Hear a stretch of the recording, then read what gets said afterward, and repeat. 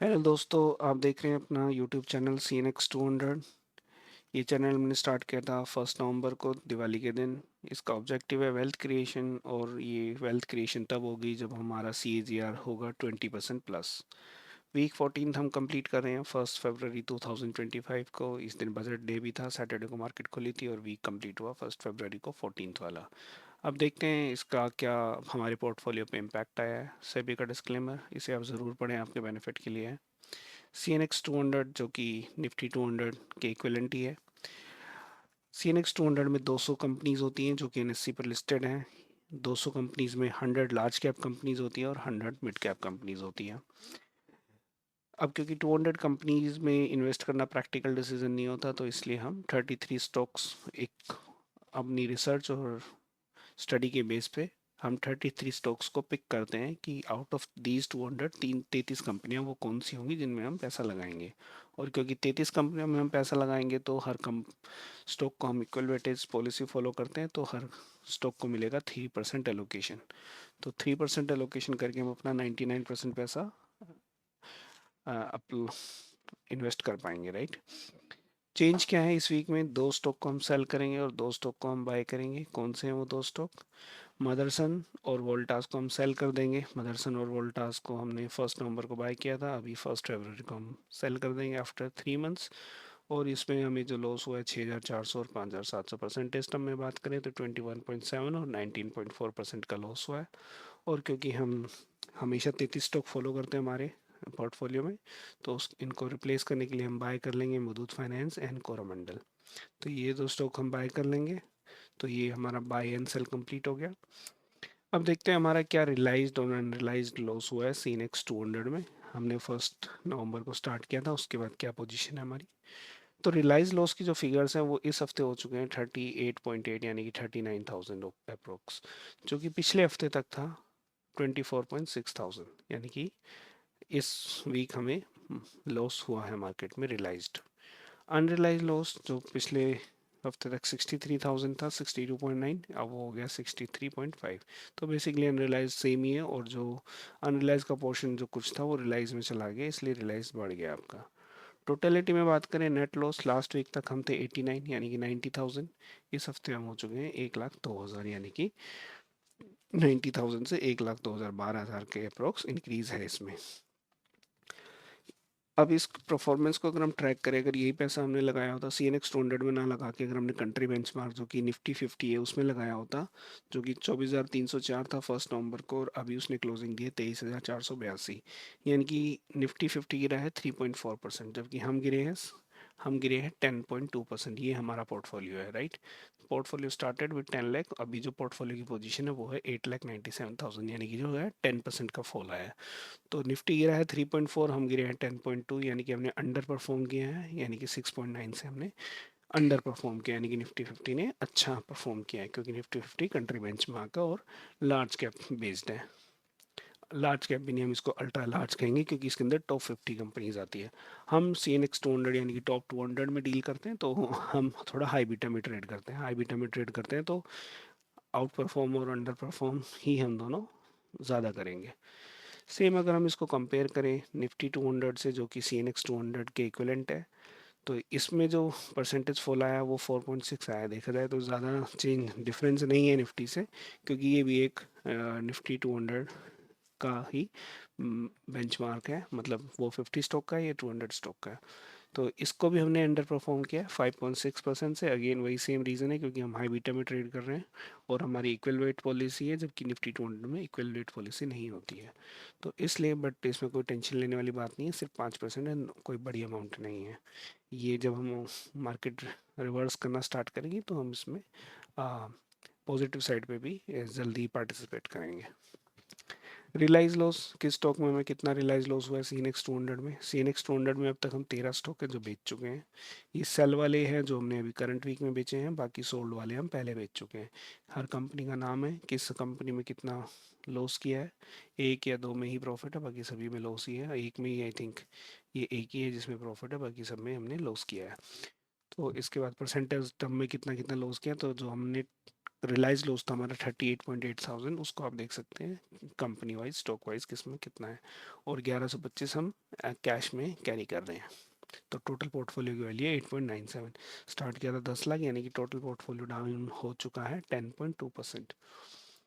अब current position क्या है पोर्टफोलियो की, CNX 200 करंट पोर्टफोलियो ऐसा दिखता है। इसमें आप देख सकते हैं 33 स्टॉक है जिसमें हमने इन्वेस्ट किया हुआ है। किस स्टॉक में कितना नुकसान हुआ है या प्रॉफिट हुआ है, दो ही स्टॉक है जिसमें प्रॉफिट चल रहा है, आई थिंक ग्रीन मेजर हुआ, बाकी तो वाइट वाले तो कम ही है, ज़्यादा है या कह लो ग्रीन से तो ज़्यादा था बट रेड वाले ज़्यादा है। तो ये करंट पोर्टफोलियो हो गया।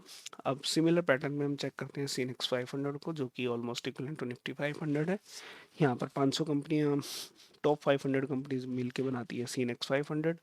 CNX 500 का डिस्ट्रीब्यूशन ऐसे होता है कि 100 लार्ज कैप कंपनीज होती है, 150 मिड कैप कंपनीज होती हैं और 250 स्मॉल कैप कंपनीज होती हैं। अब क्योंकि प्रैक्टिकल नहीं है 500 कंपनियों में इन्वेस्ट करना, इसलिए हम सिर्फ 50 कंपनियों में ही इन्वेस्ट करते हैं out of this 500।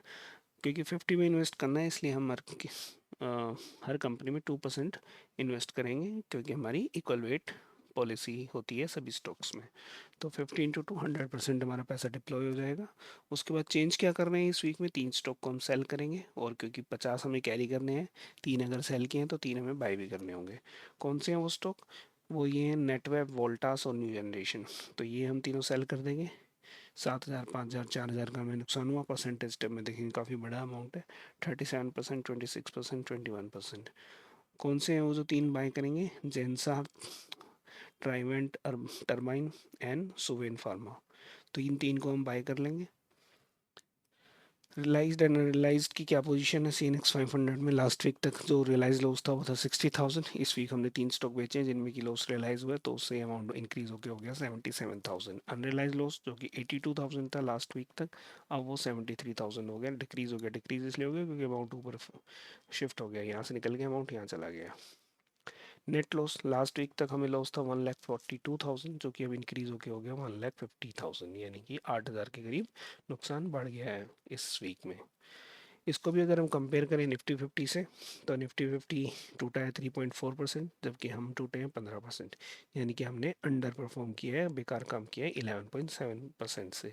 Similar way अगर हम इसको कंपेयर करें इसके अपने बेंचमार्क जो कि है निफ्टी 500 टूटा 5.4%, हम टूटे 15, तो एक तरह से अगेन हमने यहाँ पे भी 9.6 से अंडर परफॉर्म किया है।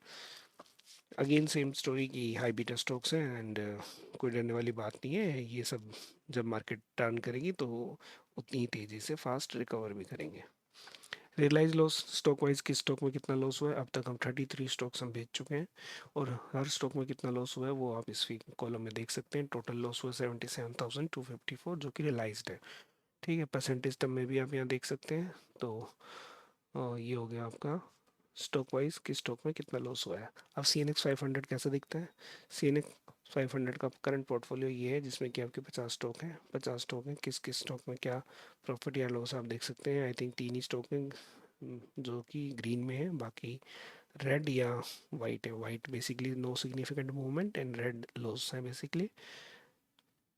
तो ये हमारा हो गया 500 CNX 500।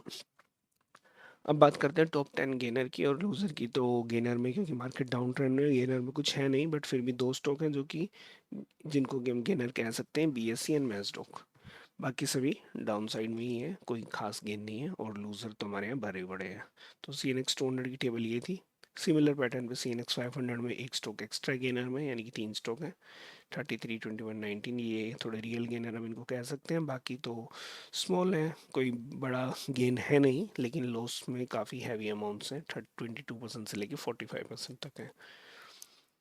अब बात करते हैं FII और DI एक्टिविटी की निफ्टी 50 में वीकली बेसिस पे। तो वीकली बेसिस पे अगर हम देखें तो लास्ट वीक के कंपैरेटिव इस वीक में 14th वीक में जो कि फर्स्ट वेब को कंप्लीट हुआ है, FII ने सेलिंग की 19,000 करोड़ की और DI ने बाइंग की 20,000 करोड़ की, यानी कि नेट नेट इंस्टीट्यूशनल बाइंग हुई है 850 करोड़ की। अब 850 करोड़ की बाइंग का इम्पैक्ट ये रहा कि 400 पॉइंट निफ्टी ऊपर चला गया, जो कि आप यहाँ कैंडल में भी देख सकते हैं कि लास्ट वीक की ये कैंडल थी, यहाँ पे बंद हुई थी। इस हफ्ते नीचे भी गया और फिर ऊपर भी गया। ये एक एक्स्ट्रा ये ट्रेडिंग व्यू ने एक एक्स्ट्रा कैंडल बना दी है, जो कि ज़रूरत नहीं थी इसकी। ये कह लो एरर है, ये हटा लेगा क्योंकि ये बजट डेट पे ट्रेडिंग हुई है, तो इसलिए यहाँ पे एक एक्स्ट्रा कैंडल बना दी, बट आप इसको इग्नोर करें, इसको इसी में ट्रीट करें। तो बेसिकली आप कह सकते हैं कि निफ्टी यहाँ पर है 24,500 पे ही है, कैंडल तो सेम ही जगह है, बट एक एक्स्ट्रा कैंडल है। और इस पे आप एक चीज़ जो पॉजिटिव है वो ये है कि इस बार जो वीक में कैंडल बनी है वो बनी है क्योंकि 400 पॉजिटिव बनी है, तो 400 पॉजिटिव का इम्पैक्ट ये आया है कि इसने पिछले 2 वीक, यानी कि इस ये आपका कौन कौन सा वीक है, 12th वीक और 13th वीक, तो 12th वीक ये था और 13th वीक ये था, इन तीनों को 14th वीक ने कवर कर लिया है। इस जब ऐसी बड़ी कैंडल बनती है जो कि पिछली दोनों कैंडल को एंगल्फ कर ले या कवर कर ले, तो उसको हम कहते हैं बुलिश एंगल्फिंग। तो वीकली बेसिस पे आप कह सकते हो कि मार्केट में फर्स्ट पॉजिटिव साइन आ गया, ऑल्दो इसका मतलब ये नहीं है कि अब मार्केट यहाँ से ऊपर जाना स्टार्ट कर देगी, बट ये एक फर्स्ट इंडिकेशन है, आप मान सकते हो कि अब जाने की प्रोबेबिलिटी बननी स्टार्ट हुई है। बट अब नेक्स्ट वीक और कंफर्मेशन इसकी आएगी कि ये कंफर्म करती है या फेल हो जाती है कैंडल, वो हम देखेंगे आने वाले टाइम में। बट वीकली बेसिस पे अब थोड़ा रिस्क कम लग रहा है।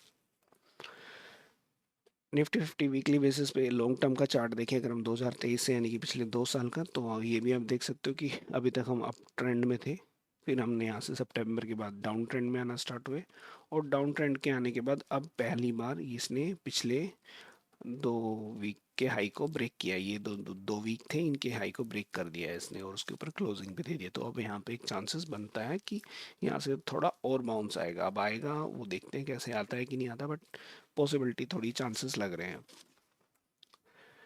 एफ आई आई एक्टिविटी को अगर हम मंथली बेसिस पे देखें तो लास्ट 12 मंथ्स में क्या एफ आई आई और डी आई की एक्टिव हुई है। एफ आई आई ने जनवरी मंथ में 87,000 करोड़ की सेलिंग की है और डी आई ने बाइंग की है 86,000 की, तो उसको तो मैच कर दिया इक्विवेलेंट ही, ऑलमोस्ट 800 करोड़ की ही एक छोटी सी सेलिंग है इंस्टीट्यूशन की तरफ से। बट अगर आप ये देखें तो इसमें जो चिंता वाली बात थी वो ये थी कि अक्टूबर मंथ में हाईएस्ट सेलिंग हुई थी एफआईआई की तरफ से, और इस मंथ जो जनवरी क्लोज हुआ है इसमें सेकंड हाईएस्ट सेलिंग है, तो यानी कि एफआईआई का जो मूड है वो अभी भी सेलिंग की तरफ ही है। एफआईआई ने कोई मूड चेंज नहीं किया है, बट फिर भी मार्केट में कोई ज़्यादा डैमेज हुआ नहीं इस मंथ में। जनवरी में देखा जाए तो जनवरी मंथ में हमने सिर्फ 136 पॉइंट ही खोए हैं निफ्टी में।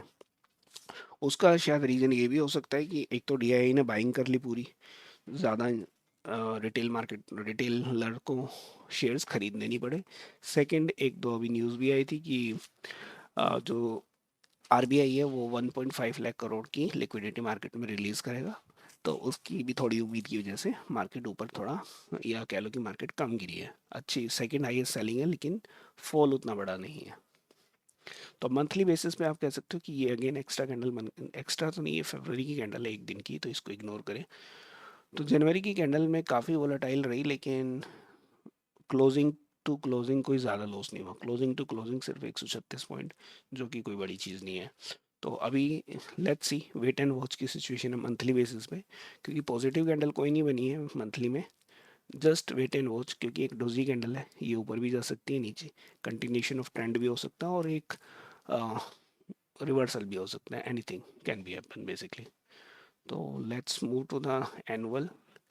एनुअल में कोई ज़्यादा चेंजेस है नहीं, अगर आप देखें तो पिछले 5 कैंडल बहुत अच्छे रहे हैं पिछले 5 साल के, और ये जो छठा साल है अभी इसने जस्ट बनना स्टार्ट किया है, 1 महीना हालांकि इसमें पूरा हो चुका है, बट फिर भी इस 1 महीने में कोई मेजर फॉल आया नहीं है। Month on month, annual to annual अगर हम देखें तो सिर्फ 163 पॉइंट यानी कि 0.7% का फॉल है, जो कि एक दिन में भी कवर किया जा सकता है जब मार्केट ऊपर जाना स्टार्ट करती है तब। तो इसके बेसिस पे हम कोई डिसीजन नहीं ले सकते, अभी हम इसको इग्नोर ही करते हैं।